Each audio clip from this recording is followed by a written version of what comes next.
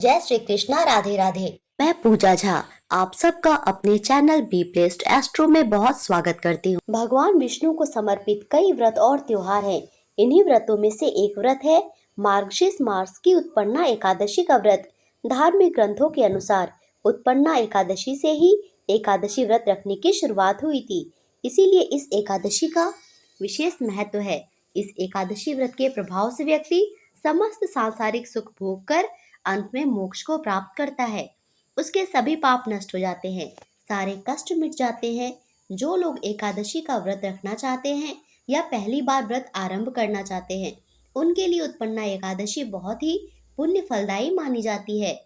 आज के इस वीडियो में जानेंगे कि आपको एकादशी का व्रत कब रखना चाहिए, एकादशी व्रत का पारण कब करना चाहिए, किन किन नियमों का पालन आपको इस दिन अवश्य करना चाहिए। वैदिक पंचांग के अनुसार इस साल अघन मास की कृष्ण पक्ष की एकादशी तिथि की शुरुआत 25 नवंबर को प्रातःकाल 1:01 से हो रही है, जिसका समापन अगले दिन 26 नवंबर को सुबह 3:47 पर होगा। उदया तिथि के आधार पर इस वर्ष 2024 में 26 नवंबर को उत्पन्ना एकादशी का व्रत रखना शुभ माना जाएगा। उत्पन्ना एकादशी की पूजा के शुभ मुहूर्त। इस दिन सूर्योदय सुबह 6:57 पर होगा और राहु काल का समय दोपहर 2:44 से लेकर शाम के 4:01 तक रहेगा और अमृतकाल रात के 9:46 से लेकर देर रात 11:34 तक रहेगा। और इस बार गृहस्थ जन हो और सभी वैष्णव संप्रदाय के लिए एकादशी की तिथि एक समान ही होगी। 26 नवंबर 2024 को उत्पन्ना एकादशी का व्रत रखा जाएगा।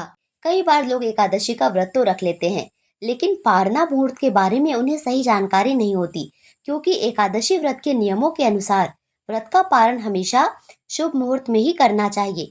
पारण के समय हरिवासर का समय ना हो और जो पारण करने का सबसे उत्तम मुहूर्त होता है उसी में पारण करना चाहिए। तो पहले जानते हैं उत्पन्ना एकादशी के दिन किए जाने वाले विशेष उपाय के बारे में और इसके बाद देखेंगे पूजा विधि।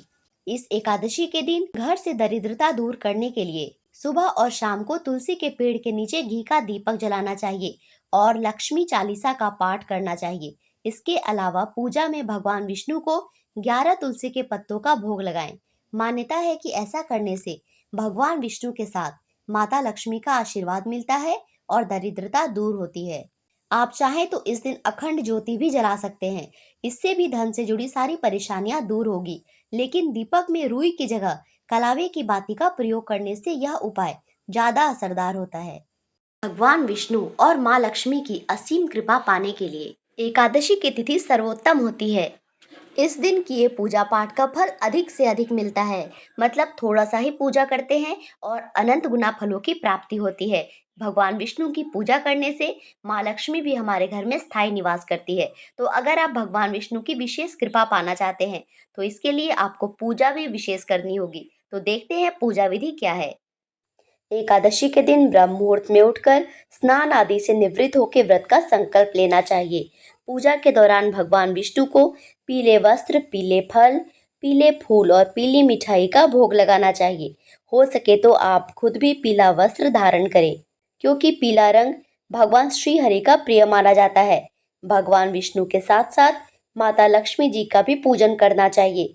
इस दिन पीपल के पेड़ में जल अर्पित करना बहुत शुभ माना जाता है और एकादशी पर भगवान विष्णु का अभिषेक करना बहुत पुण्य फलदायी होता है। तो इस दिन गाय के दूध में केसर मिलाकर भगवान विष्णु का अभिषेक करें। आप उत्पन्ना एकादशी के दिन दक्षिणावर्ती शंख में गंगा जल भरकर भी भगवान विष्णु और माता लक्ष्मी का अभिषेक कर सकते हैं। इससे साधक को भगवान विष्णु की असीम कृपा प्राप्त होती है। और उत्पन्ना एकादशी व्रत का पारण 27 नवंबर 2024 को किया जाएगा। 27 नवंबर को दोपहर 1:33 से 3:26 के बीच व्रत का पारण करना शुभ रहेगा और इस बार व्रत खोलने का समय दोपहर में है, इसका आपको विशेष ध्यान रखना होगा। और जब तक एकादशी व्रत का पारण नहीं होता है तब तक आप सुबह के समय चाय वगैरह या किसी प्रकार का कोई फल अनाज नहीं ले सकते हैं। व्रत का पारण के बाद ही आपको अन्न या फिर फल आदि ग्रहण करने चाहिए। एकादशी व्रत का पालन जिस दिन आप करते हैं उस दिन भी आपको नियमों का पालन करना होगा। एक दिन पहले आपको तुलसी पत्र तोड़कर रखने होंगे, क्योंकि एकादशी की तिथि 2 दिन तक रहती है। तो आप दशमी तिथि को ही तुलसी पत्र तोड़ के रख लेते हैं। एकादशी के दिन तुलसी को ना स्पर्श करते हैं, ना तुलसी में जल चढ़ाते हैं। और तुलसी का पत्र 1 हफ्ते तक बासी नहीं माना जाता है। आप उन पत्रों को जल से धोकर बार बार विष्णु भगवान को चढ़ा सकते हैं। भगवान विष्णु को समर्पित उत्पन्ना एकादशी का व्रत सुबह से प्रारंभ होकर अगले दिन द्वादशी तिथि के पारण तक रहता है।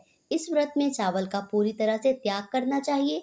जो लोग पहली बार व्रत प्रारंभ करना चाहते हैं, उन्हें पहले व्रत में कितनी संख्या में आपको यह व्रत रखना है, या आप कैसे ये व्रत को रखना चाहते हैं।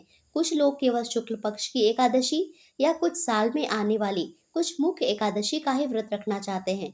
तो जिस प्रकार से भी आप व्रत रखना चाहते हो, उसका संकल्प आप पहले ही व्रत में जरूर ले ले। संकल्प लेकर रखे गए व्रत जल्दी फलित होते हैं। और इस व्रत में द्वादशी तिथि को अपनी सामर्थ्य के अनुसार ब्राह्मणों को या निर्धन और जरूरतमंद व्यक्ति को दान आदि देकर उसके बाद ही व्रत खोलना चाहिए। और व्रत खोलने के समय भगवान विष्णु को लगाया गया भोग या फिर तुलसी पत्र, उसी से अपना व्रत खोलना चाहिए। तभी व्रत की पूर्णता मानी जाती है। इस व्रत के बारे में और अधिक जानकारी के लिए आप हमारे चैनल पर आने वाली अगली वीडियो को जरूर देखिएगा। जानकारी पसंद आई हो तो वीडियो को लाइक और चैनल को सब्सक्राइब करना मत भूलिएगा। वीडियो देखने के लिए धन्यवाद। राधे राधे।